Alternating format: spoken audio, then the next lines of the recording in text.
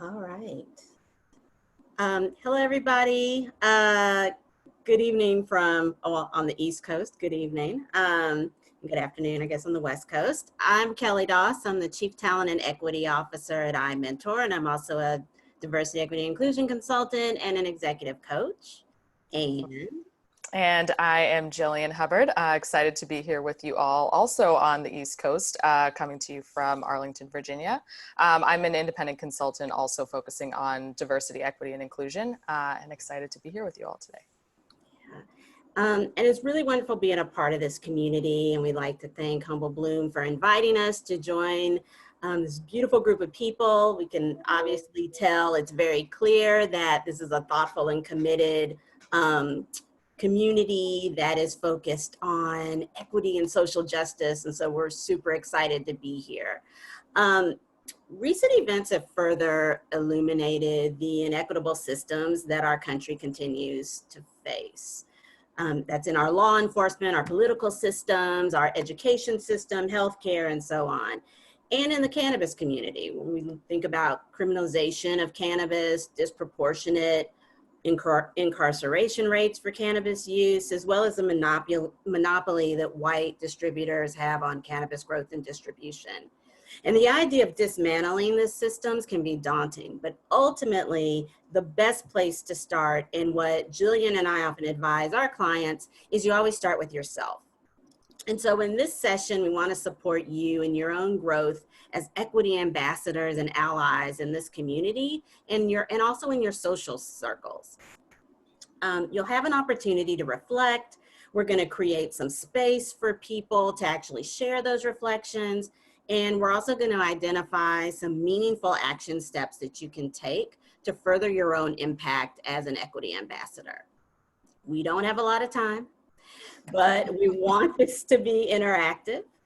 And we know there are a lot of people on the Zoom, and that's fantastic. And we want to try to hear from as many voices as possible during our session. And so want to encourage you to be vulnerable and to share and be open. I think everybody on here has been in meetings or trainings where folks have talked about a safe space. What I want to offer is actually a brave space to step out of your comfort zone, be vulnerable, and be willing to share. And yeah, so we're going to kick it off so that we can really start digging into our conversation about identity. Awesome. Thank you so much, Kelly, just for setting that up. So what I'm going to do now is share my screen, and then I'm going to make this so y'all can see it in a presentation view. All right, so essentially I'm gonna kick us off in an activity that Kelly and I are gonna lead you through. We want this to be interactive, so you're not just gonna be hearing from us. We wanna get your voices in the room as well. So essentially I'm gonna walk you through, Kelly and I are gonna walk you through a 5 to 10 minute reflection activity, and then we'll have some time to process as a larger community together. And so we're going to be using a tool to help facilitate that activity, and it's called an identity wheel. So some of you may be familiar with this, you may have seen it before, and others of you may be seeing this for the first time. So I just want to orient you to what you're looking at here. So this identity wheel, it's got 2 different layers. You'll notice that throughout each of the layers, the inner circle and the outer circle, that there are different identity categories. So the inner circle has identities that tend to be more fixed, things that don't really change, like your age or your sexual orientation or your race. And the outer circle is, it kind of represents secondary identities. So things that are a little bit more fluid, like our appearance or our education and our work experience. So we're going to use this, this can be used in a number of different ways, and the way that we're going to use it today is for reflection activity individually. So I'm going to click to the next slide here. So this is what we are going to be working through today. So the first step in our activity is essentially an opportunity for you all to reflect individually on your identity, as well as the identities of the communities that you're a part of and the people that you're in relationship with. So the first step in this activity, I'm gonna encourage you to get a pen and paper if that's near you, or if you feel like using your computer, just pull up something to take some notes on. And so I want you to focus on the inner circle here of this identity wheel. And I want you to choose the identity category that feels most salient to you. And by most salient, what I mean is that's the identity category that for you, it shows up the most, you reflect on it the most, it most impacts your daily life. So as an example, for me, I would choose the race and ethnicity category. And so what you're gonna do is take some time to go through each of these, and I'll walk us through this, but each of these prompts, they're kind of like fill in the blanks. And you're gonna fill in the blank using the identity category that you chose. So if I were to go through this, I would say for the first one, I am Black. And if we get to one where there might be multiple answers, so my high school was XYZ, you might have many different answers that you'd have for this. And I'd encourage you to choose just the one that represents the majority that falls into that category. And also some of these might apply to you, some of them might not. You can feel free to skip the ones that don't apply to you.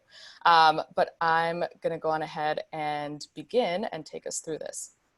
So if you've got your writing utensil or your notes document ready, take some time to think about and reflect on and take notes on your identities. So first reflecting on yourself, fill in the blank.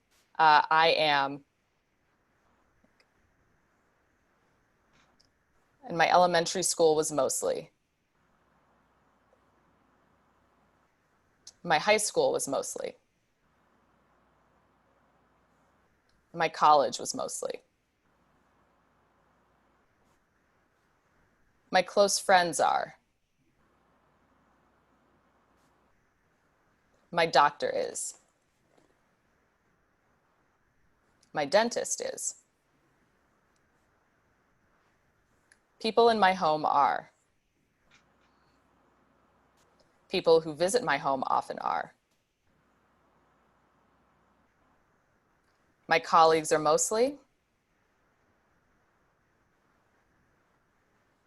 My target or primary customer, if you own a business, is, or if you work in a company that serves customers. My role models in my field are. The people I socialize with at work mostly are. Most of my mentors are. And most of the people I mentor are. So we'll go ahead and give you a few more minutes just to reflect on those, to fill those out. And then Kelly will take us through a reflection activity.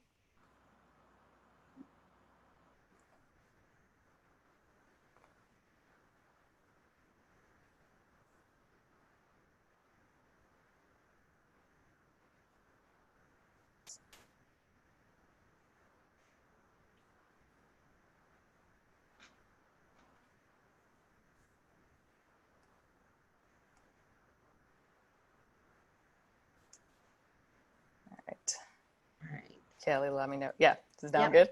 All right. Let's go. Okay, getting All into it. right. So hopefully you had a chance to answer all those questions, or at least most of them. Now we're going to ask that you take a few minutes, take a look at your questions, and really see if you take a look at your answers, excuse me, and then notice if there are some themes. What really sticks out to you?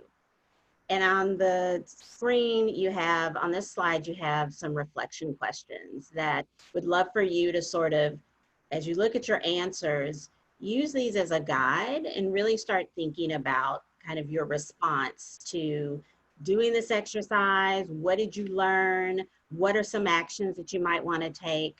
I'll give you a few minutes to sort of start jotting some notes down. And then what I really want is for us to open it up and allow other folks to like share their experience of this and their answers and some of their reflections.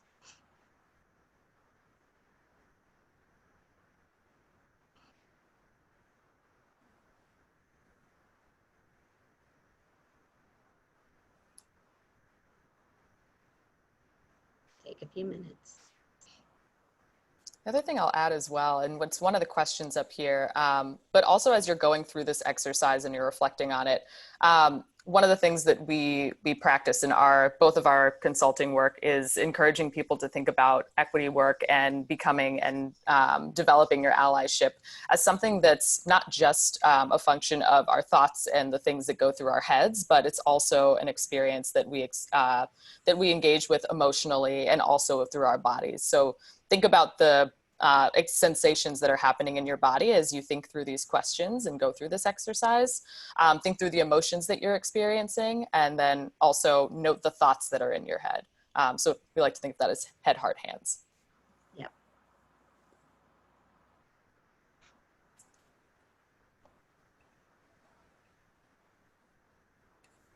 All right.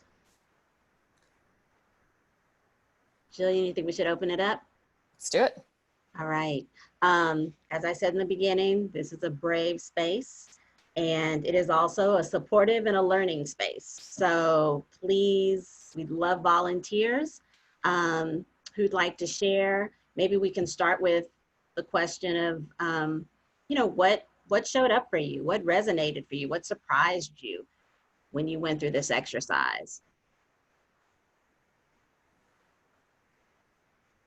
You can also go on ahead and raise your hand or throw some questions into the Q&A if you have questions, but go on ahead and raise your hand if you want to share your experience.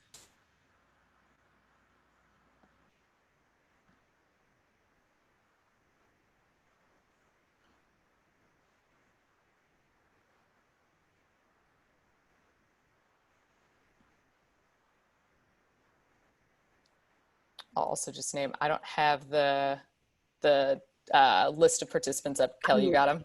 Yeah. Okay, great. Oh, I see a hand right. Oh, wait, I did. Where'd it go? There's one. Hold on. It goes so fast.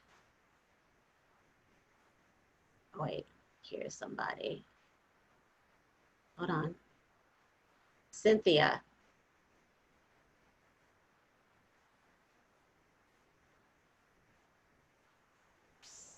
So we have to unmute her. Let's see. Oh, we gotta find you, Cynthia. Cynthia. There, I got her. Awesome.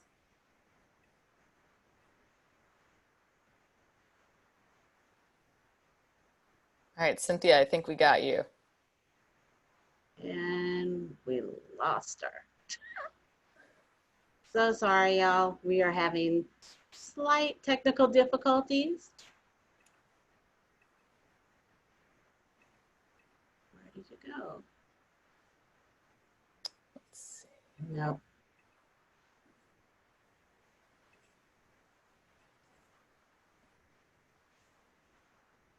All right, well, we're getting some, let's see if we can get maybe some responses in the Q&A or in the chat.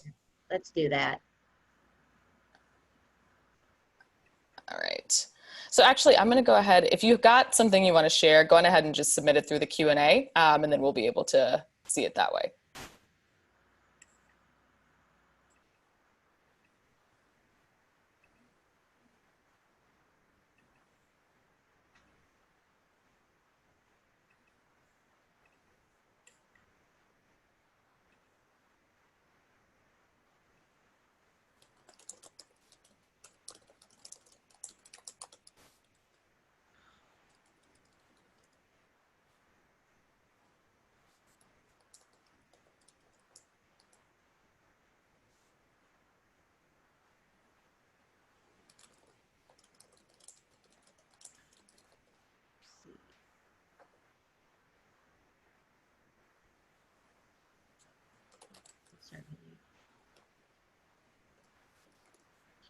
Oh, Cynthia, yes.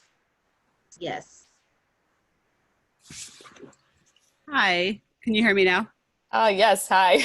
We got Hi, you. sorry about that. I'm out in the Catskills, but from Los Angeles, and I'm very impressed by you ladies and what you have accomplished. I have a question. Being a former executive in apparel, working in cannabis in the California mostly area for the last 5 years, I feel like it is a very male dominated white space. And, you know, how do we change that? And what's your involvement in the cannabis space specifically?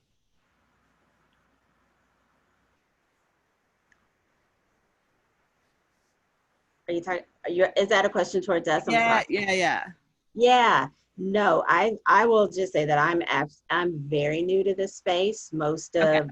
Most of my clients are either deep education, nonprofit, etc. So I'm brand new to the space. Okay. Okay. Um, yeah. I am as well. So I guess how would you, you know, approach this in our space where it is pretty much kind of a white male space? You know, it's I've been to the conferences in California and Nevada and Colorado, and I guess we just have to continue to educate and communicate. But I found the reflection exercise very interesting because, I identify with my education and my upbringing, but I did notice that a lot of the answers were white, regardless of, Mhm. it had no, just the way it was, I was raised. But, I guess the question is, how do we continue to broaden the diversity in the space? Also when I go to the cannabis conferences, usually in the last couple of years, there's only, I'd say, less than 5% female as Yeah. well. Yeah, Cynthia, first of all, thank you for pointing that out. And I'll say this, even though the cannabis space seems no different than the education space, Yeah. Right. having worked in that space for years and well over 20 years in education and have had that experience of, I remember, very early on going into conferences and seeing a handful of Black people, brown people, handful, especially Black and brown women and men, in the space, it just wasn't happening. And I think that like what I saw, what the reform that has happened, and mind you, the space still has a really long way to go, is that people had to be absolutely intentional about diversifying the space. And then once they did that, really realizing that diversifying the space that's not enough. That's why we always talk about diversity, equity, and inclusion. And some places really start with like equity versus diversity, because it's like diversity tends to feel like a checklist word. Like if as long as I bring in more Black and brown people and diversify the space, then I've done my part. And it really is about equity and inclusion and the practices that we put in place to help people like grow and move into leadership and just have a greater investment in the development of our sort of leaders of color, at least in the education space. So it really doesn't sound that different. Right. Exactly. I'd also, Interesting. I'd also say taking it back to the reflection activity is that a lot of this, and I think kind of what Kelly and I sent our work centers on, is around starting with yourself in this work. So as you were sharing that, it sounds like a lot of the answers to the questions that, the reflection questions you were doing, the answer was white.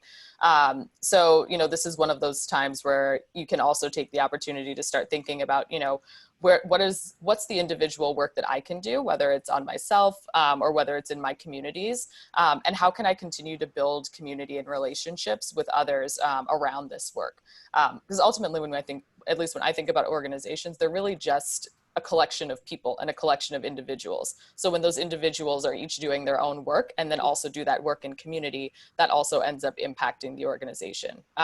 So I want to add that in there as like there's the systemic pieces that we want to look at.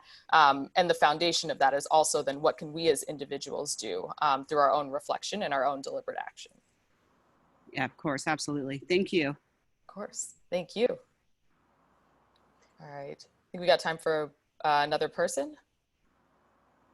We only have like 10 minutes, but maybe we can't because I know we have our recommendations as well that we want to share out.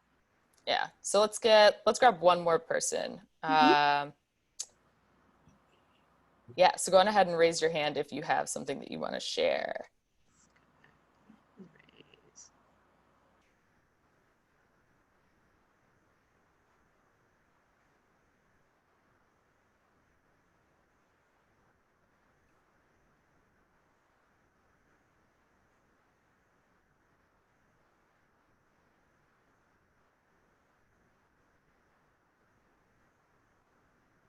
So we do have some questions from a couple of folks.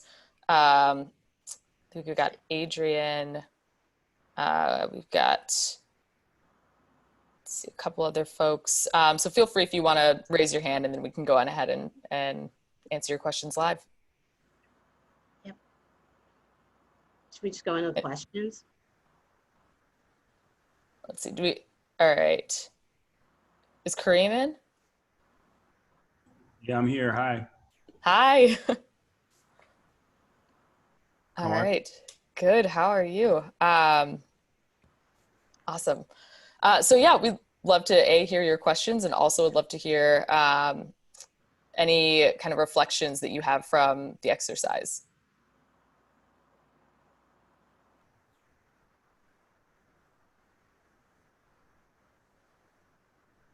I'm sorry, I'm getting prompts on my end. No, I don't have any questions.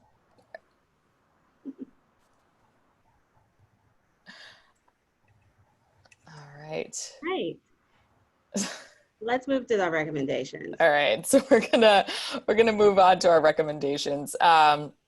I'll kind of walk us through a little bit of this, and then Kelly, I'd love to hear any recommendations or thoughts from you as well. But one of the things that we wanted to offer in conjunction with this exercise, recognizing that, we took you through an exercise that was relatively short, and we had some limited reflection time, but this is an exercise that you can do not just with one of the identity categories that we shared with you. You can do it with multiple identity categories. You can do it in, we gave you 15 different or 14 different communities, 15 including yourself, and individuals that you can reflect on, but you can also personalize these kinds of activities to yourself as well, to the communities that you show up in and the people that you are most often in relationship with. So as we're thinking about, what do we do from here? How can we take our own individual reflections, our own awareness of the communities that we show up in, and then change and convert that into action. So when we think about allyship, it's one of those things it starts with our own awareness, but it also does need to translate to direct action. So Barbara J. Love, she has a model called liberatory consciousness that I'm becoming familiar with and am really starting to love. She says that there are essentially 4 stages to developing a liberatory consciousness, which a liberatory consciousness is essentially a consciousness that allows us to be able to show up in systems that are inequitable, systems that are oppressive, and being aware of what those systems are, but then also being really deliberate decision makers in how we show up and how we relate to each other in those spaces.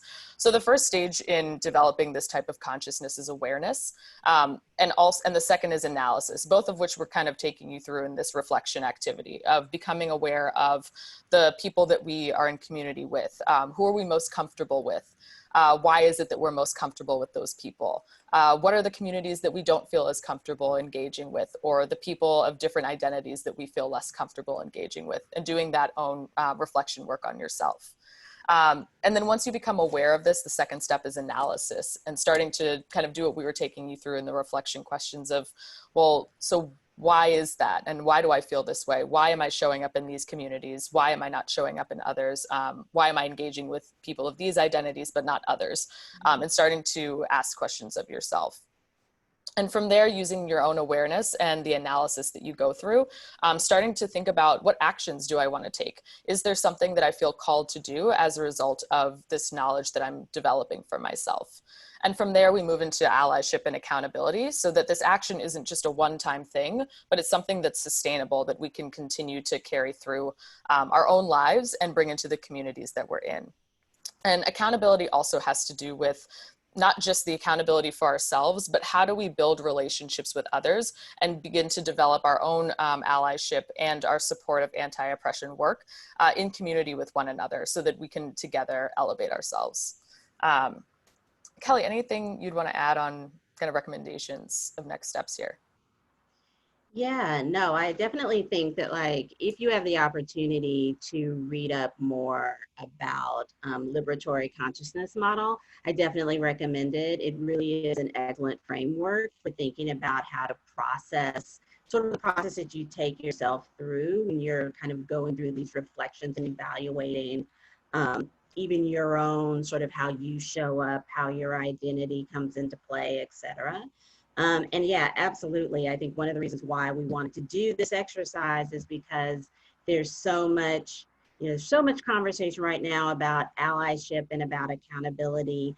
And often I know we have a lot of conversations where we're helping people understand that you can't necessarily you can call yourself an ally, but really I'm the one who's able to, and it's really within my power to identify you as an ally.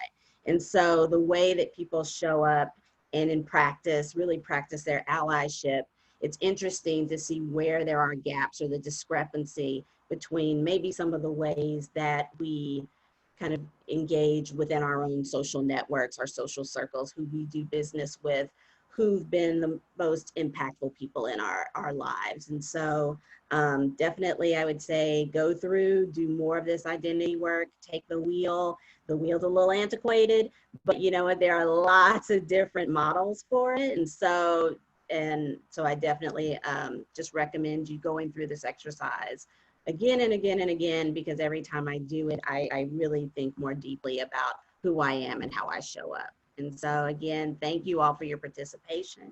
Apologies for our technical difficulties. It sucks when you're on a short time limit, but I hope that regardless, you got something out of this. And so just thank you all very, very much. Thank you all so much for having us. I know we didn't get a chance to hear from all of you. I'm also seeing we have some questions. We're happy to answer some of those offline where we'll find a way to share information with you, and apologies we didn't get to them in this session. But we're excited to be in community with you. We're excited to be partnering with you and to be supporters of you all in your own journeys. So, thank you. Thank you.